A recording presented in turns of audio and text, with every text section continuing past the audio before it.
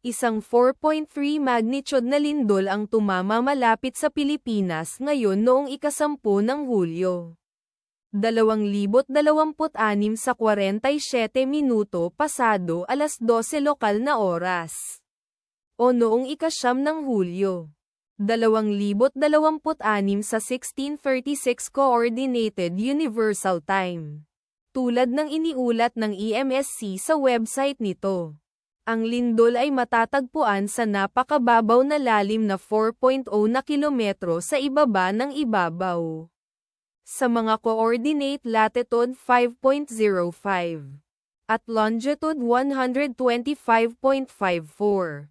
Ang eksaktong magnitude, epicenter at lalim ng lindol ay maaaring baguhin sa loob ng susunod na ilang oras o minuto habang sinusuri ng mga seismologist ang data, at pinipino ang kanilang mga kalkulasyon, o habang inilalabas ng ibang mga ahensya ang kanilang ulat.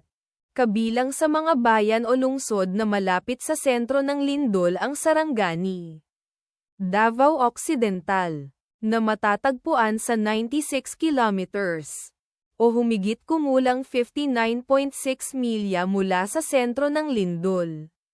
Ang inirerekomendang pagkilos ay maging mapagbantay para sa mga posibleng aftershocks na maaaring mangyari.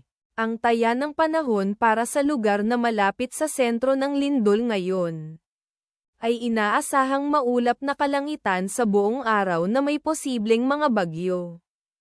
Ang bilis ng hangin hanggang 7.8 miles per hour mula sa timog kanluran.